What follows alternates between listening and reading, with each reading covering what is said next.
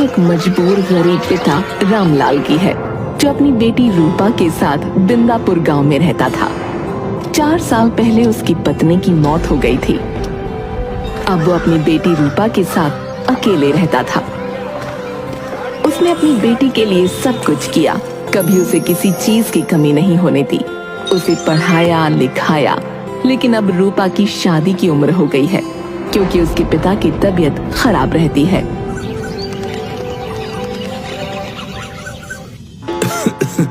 बेटा, मुझे एक गिलास पानी देना। हाँ पिताजी, अभी लाई। रूपा अपने पिता को पानी देती है। पिताजी, आपको कितनी बार कहा है दवाई ले लो, लेकिन आप सुनते ही नहीं हो। बेटा, मेरी तबीयत दवाई से नहीं, तेरी शादी करके ही ठीक होगी, जब मैं अपने सर पर से यह कर्जा उतार दूंगा। रूपा अपने पिता को पानी देने के बाद रसोई घर में वापस खाना बनाने चली जाती है और रामलाल बाहर अपनी गायों को चारा डालने जाता है। तभी वहाँ से रिंकू सेठ गुजर रहा होता है। अरे क्या हाल है रामलाल भाई, आजकल बड़े ही कम दिखाई देते हो। मैं ठीक हूँ भाई, बस आजकल तबीयत ने साथ छोड़ रखा है। तुम कैसे हो? मैं भी ठीक हूँ भाई, बस आजकल इतना इधर उधर करके थक सा गया हूँ। कहाँ घूम रहे हो?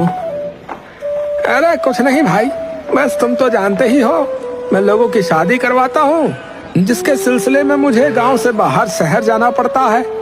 रिंकू की शादी की बात करते ही रामलाल का मुंह उतर जाता है। अरे क्या हुआ भाई, तेरा मुंह इतना उतरा हुआ क्यों है? क्या बताऊं भाई, बेटी की शादी करनी है, लेकिन अब तक कोई लड़का ही नहीं मिला। आपकी नजर में कोई लड़का है तो बताओ। अरे भाई तुम टेंशन क्यों लेते हो, मैं जल्दी ही हमारी गुड़िया की शादी एक अच्छे घर में करवा दूंगा। अच्छा, टेंशन मत लो। ठीक है भाई। ऐसा कहते हुए रिंकू अपनी साइकिल से वापस अपने घर की ओर चला जाता है। ऐसा करते हुए 1 हफ्ता बीत जाता है। फिर एक दिन रिंकू सेठ वापस रामलाल के घर आता है। नमस्ते अंकल, आप कैसे हैं? ये लीजिए पानी। नमस्ते गुड़िया, मैं अच्छा हूँ, तुम कैसी हो और पढ़ाई कैसी चल रही है? मैं ठीक हूँ और पढ़ाई भी अच्छी चल रही है। तभी रामलाल घर आता है। अब कैसे हो भाई, तुम कब आए? मुझे तो पता ही नहीं चला। मैं बस अभी आया हूँ, आओ बैठो। बेटा रूपा, जाओ कुछ खाने को ले आओ। ठीक है पिताजी। और कैसे आना हुआ भाई? अरे मैं तुम्हारे लिए खुशखबरी लेकर आया हूँ। तुम्हारी बेटी के लिए एक लड़के के घर वाले मान गए हैं और वो लड़की को देखना चाहते हैं। अच्छा, ये तो बहुत खुशी की बात है। रामलाल अपनी बेटी रूपा को आवाज देता है। बेटा रूपा, अरे जल्दी आओ, देखो रिंकू अंकल खुशखबरी लेकर आए हैं। क्या हुआ पिताजी? ये तुम्हारे लिए एक अच्छे घर का रिश्ता लाए हैं। रूपा शर्माते हुए अंदर रसोई में भाग जाती है। तो बताइए वो लोग कब आ रहे हैं? लड़के वाले कल आ रहे हैं, और वैसे तो उनके घर में लड़का, लड़के के माता पिता और बहन रहती है, लेकिन कल जो है लड़का और उसके माता पिता ही आ रहे हैं। अच्छा, ठीक है। फिर रिंकू सेठ चला जाता है और रामलाल कल की तैयारी में लग जाता है। जैसे ही अगला दिन शुरू होता है, रामलाल बाजार से खाने के लिए समोसे, जलेबी, रसगुल्ले और कई सामान ले आता है। और थोड़ी ही देर में रिंकू सेठ और लड़के वाले घर आ जाते हैं। आइए, नमस्ते। आइए, इसे अपना ही घर समझे। देखो रामलाल, ये है लड़का सुरेश है, इनकी माता सुधा और ये पिता रघु। नमस्ते। आइए सुधा जी, रघु जी यहाँ बैठिए। हमारा बेटा सुरेश जो है वो जल विभाग में काम करता है और चरित्र का बहुत ही कोमल है। साथ ही इनके घर में किसी चीज की कोई कमी नहीं है। अपना घर है, इनके पास 20 गाय हैं, 10 बकरी हैं और बहन अभी छोटी है, वो पढ़ाई कर रही है। ये तो बहुत ही अच्छी बात है। अगर हमारी बेटी की शादी इनसे होती है तो वो बहुत ही खुश रहेगी। अब बातें ही करते रहोगे कि अपनी बेटी को भी बुलाओगे? हाँ हाँ, क्यों नहीं। रामलाल जी, हमारी गुड़िया को तो बुलाइए। रामलाल अपनी बेटी के पास जाता है। बेटा, तुम तैयार हो गई? ये क्या हुआ? तुम उदास क्यों बैठी हो? पिताजी, मुझे डर है कि कहीं हर बार की तरह मेरे काले रंग का मजाक न बन जाए। बेटा, तू चिंता क्यों करती है? ऐसा कुछ नहीं होगा। ये लोग अच्छे लगते हैं। चल खड़ी हो जा और बाहर चाय लेके आ। तभी रामलाल अपनी बेटी रूपा को गले लगाता है और उसके सर का पल्लू ठीक करता है और रूपा बाहर चाय लेकर आती है। नमस्ते। नमस्ते। ये है हमारी बेटी रूपा। हमारी बच्ची बहुत ही भोली है और इसने अपना कॉलेज भी बहुत अच्छे नंबरों से पास किया है। साथ ही आपका घर संभाल लेगी और अगर आप इसके हाथ का खाना खाते हो तो बता रहा हूँ, खाते ही रह जाओगे। हाँ। सुरेश, सुधा और रघु तीनों एक दूसरे की तरफ देख रहे हैं। ए माँ, ये तो फोटो से भी ज्यादा काली है। मैं इससे शादी करूंगा। सही कहा, ये तो एकदम काली है। इसके आगे तो हमारी भैंस गोरी है। अब सुधा जी, कोई दिक्कत है क्या? हाँ, दिक्कत तो है। आपने हमसे इतना बड़ा झूठ बोला। मैं कुछ समझा नहीं। आपने तो हमें फोटो दी थी, उसमें आपकी बेटी का रंग तो बड़ा साफ था, लेकिन असलियत तो कुछ और ही है। माँ, मैं इससे शादी नहीं कर सकता। आप सबने मिलकर हमारे साथ धोखा किया है। सुधा जी, आप गुस्सा क्यों हो रही हैं? एक रंग की ही तो बात है। अंकल जी, ऐसा है, मैं आपकी इज्जत करता हूँ इसलिए कुछ कह नहीं रहा, लेकिन मोहल्ले में मेरी भी कोई इज्जत है। मैं इसे लेके घूमूंगा तो लोग मुझ पर हंसेंगे। ये सब होता देख रूपा रोते हुए अंदर भाग गई। तुम माँ बेटे दोनों चुप करो। बेचारी लड़की को रुला दिया है। ए जी, आप क्या कह रहे हैं? आपका दिमाग सठिया गया है क्या? पिताजी, मैं इस लड़की से शादी नहीं कर सकता, बता रहा हूँ। रघु सुरेश और उसकी माँ को बुलाकर बाहर ले गया।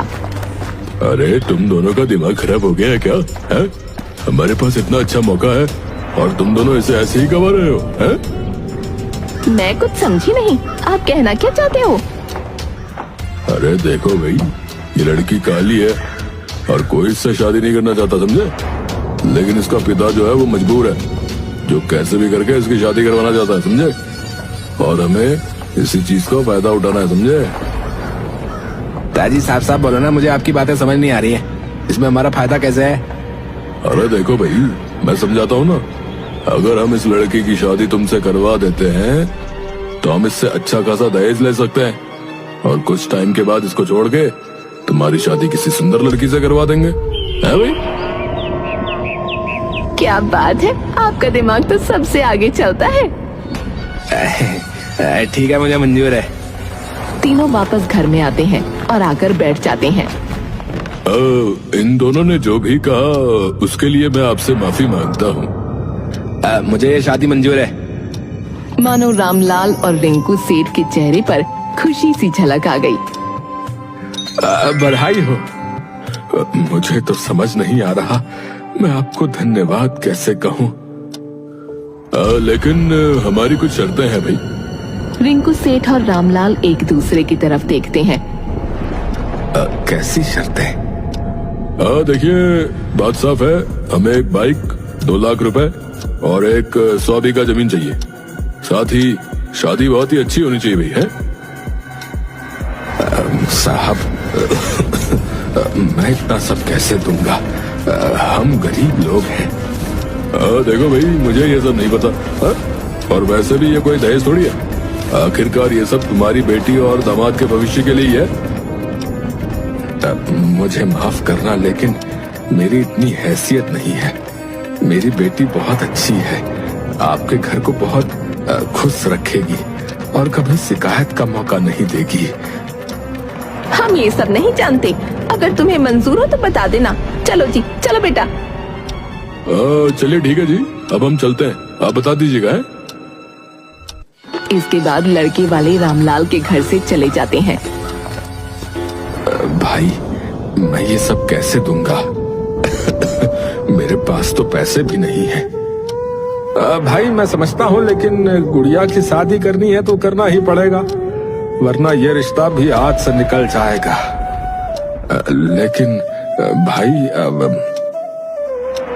रिंकू सेठ बिना कुछ कहे रामलाल के घर से चला गया। पिताजी, हम उनकी सारी शर्तें नहीं मान सकते।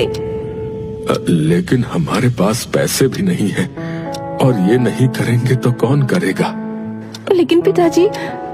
तुम इसकी चिंता मत करो, मैं कुछ भी करूंगा, लेकिन तुम्हारी शादी जरूर होगी बेटा। रामलाल अपने गांव के साहूकार से मिलने जाता है और उससे कर्जा लेता है और अपना घर गिरवी रख देता है ताकि वो अपनी बेटी की शादी धूमधाम से कर सके। वो रिंकू सेठ के पास जाता है और उसको शादी के लिए हाँ कर देता है। और फिर कुछ दिनों बाद रामलाल अपनी बेटी रूपा और सुरेश की शादी बहुत ही अच्छे से करता है। वो अपनी बेटी की शादी में दहेज देता है और उसे किसी चीज की कमी नहीं होने देता। शादी के अगले दिन तो जैसी से तो कोई शादी भी ना करता, वो तो हम लोगों को दया आ गई तुझ पर। चल जा, मेरे लिए चाय बना के ला। चल जा। भैया, भाभी लाए हो या डूबता हुआ सूरज जो दिखाई ही नहीं देता? तेरे बाप ने तो तुझे कौड़ियों में बेच दिया है। अपने बाप से और पैसा मांग, वरना हमसे बुरा कोई नहीं होगा। सभी लोग जोर जोर से हंसने लगते हैं। दिन पर दिन सबने रूपा के साथ गलत बर्ताव किया। उसको दिन रात काम पर लगाए रखा और सुरेश दारू पी कर आकर रूपा को बहुत मारता था कि आए दिन बढ़ता ही चला गया। एक दिन मुझसे अब और नहीं रहा जाता। ये सब लोग मुझे मिलकर बहुत मारते हैं। भाभी, आपको आपके घर चले जाना चाहिए, वरना ये आपको जान से मार देंगे। तुम मेरी मदद करो, मेरे पिता तक मेरा लेटर भिजवा दो। ये लोग तो मुझे घर से निकलने तक नहीं देते। ठीक है, आप कल सुबह मुझे छुपाकर लेटर देना, मैं उन तक पहुंचा दूंगी। रूपा अपने पिता को लेटर लिखती है। पिताजी, इन लोगों ने मेरा इस घर में जीना हराम कर रखा है। ये लोग मुझे दहेज के लिए परेशान करते हैं। सुरेश रोजाना पी कर आता है और मुझे मारता है। अगर आपने मुझे नहीं बचाया तो मैं मर जाऊंगी। भाभी, मुझे लेटर दे दो। ये लो, और ये मेरे पिताजी के हाथ में ही देना। मीना ये होते हुए देख सुन लेती है और जाकर रितु के हाथ से वो लेटर छीन लेती है और अपनी माँ को आवाज लगाती है। माँ, जल्दी आओ तो। क्या हुआ? इतनी सुबह सुबह क्यों गला फाड़ रही है? ये लो, अपनी कलमुई बहू की हरकतें देख लो। अपने पिताजी को चोरी छुप के लेटर भेज रही थी। क्यों रे कलमुई, अब तू हमारे खिलाफ जाएगी? हाँ, आज तो तुझे सबक सिखाना पड़ेगा। सुधा रसोई घर में जाती है और मिट्टी का तेल और माचिस ले आती है। मीना, जाके इसके हाथ पकड़। नहीं माँ जी, नहीं माँ जी, नहीं। आज तो तुझे मजा चखा के रहेंगे।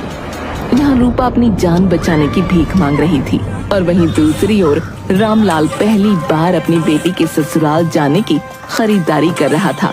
तभी एक दूध वाला मिलता है। और भाई साहब, अरे बड़ा खुश हो, क्या बात है भैया?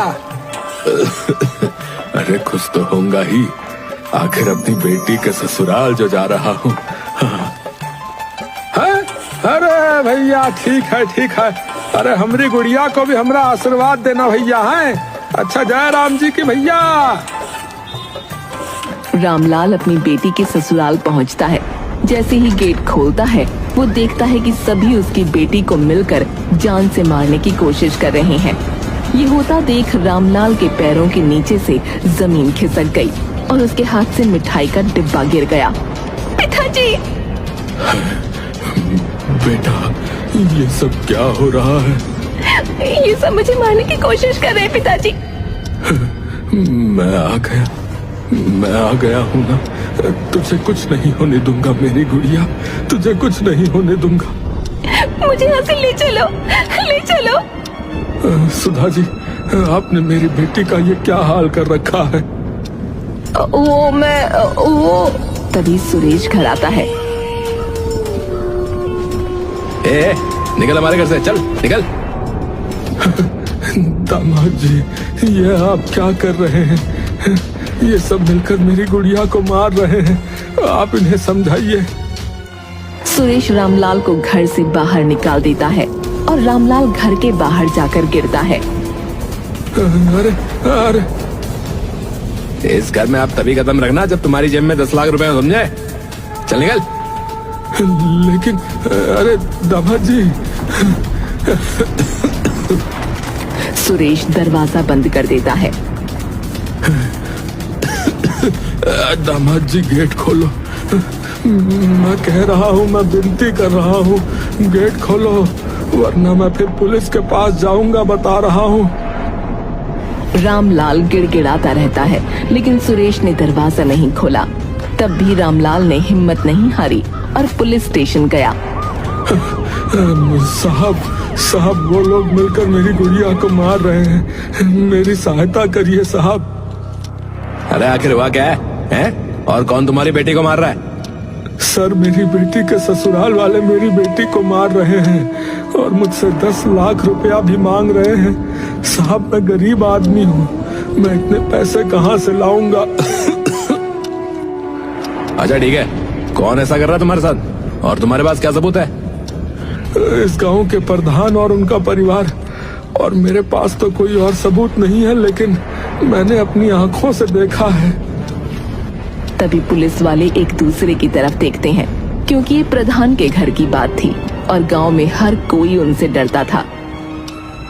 चल जा यहाँ से, पता नहीं कौन कौन टाइम बर्बाद करने आ जाता है। चल जा यहाँ से। अरे मैं सच कह रहा हूँ साहब, मेरी बात का यकीन करिए। अगर तुझे हमारी मदद चाहिए ना तो सबूत लेके आ, और सुन, हमें 10,000 रुपए भी चाहिए। चल जा यहाँ से। साहब, मैं गरीब आदमी हूँ, मेरे साथ ऐसा मत करिए साहब, मेरी बच्ची को वो लोग मार देंगे साहब। हवलदार, बाहर निकाले से। साहब साहब साहब साहब, मेरी मदद करो साहब, मेरी बच्ची मर जाएगी साहब। पुलिस वाले मिलकर रामलाल को पुलिस स्टेशन से बाहर कर देते हैं और रामलाल रोते हुए पुलिस स्टेशन के बाहर बैठ जाता है कि तभी वहाँ जिला अधिकारी आते हैं और रामलाल को रोता देख रुक जाते हैं। अरे उठो, तुम रो क्यों रहे हो?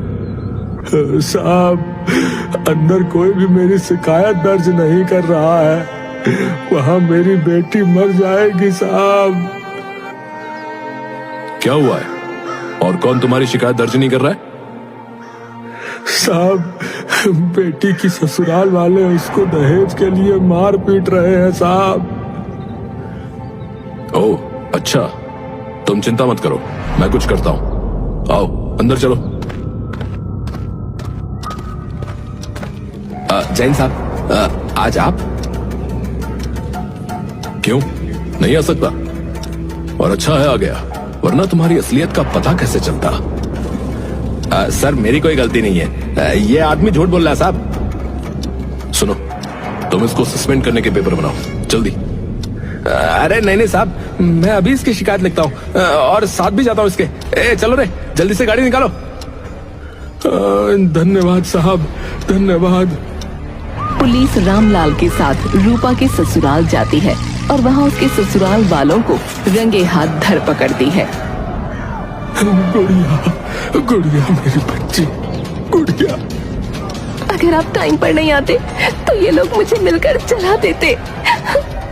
पुलिस रूपा के ससुराल वालों को पकड़कर ले जा रही होती है। तभी अरे मैं तुमसे बहुत प्यार करता हूँ, मुझे माफ कर दो, माफ कर दो मुझे, मैं प्यार करता हूँ तुमसे। बेटा, मैं तो तुम्हारी माँ हूँ ना, ये तो घर की ही बात है। तुम्हें इनसे डरने की जरूरत नहीं है बेटा। तेरा पिता अभी जीवित है। अब तू इस घर में कभी नहीं जाएगी। मैं गरीब अवश्य हूँ, इसका ये मतलब नहीं कि मैं अपनी गुड़िया को जानवरों के बीच छोड़ दूं। चल बेटी, अपने घर वापस चल। सबको जेल भिजवाकर रामलाल अपनी बेटी को पूरी खुशी से और बैंड बाजे के साथ गांव वापस लेकर आता है और पूरे गांव ने रूपा का स्वागत बहुत धूमधाम से किया।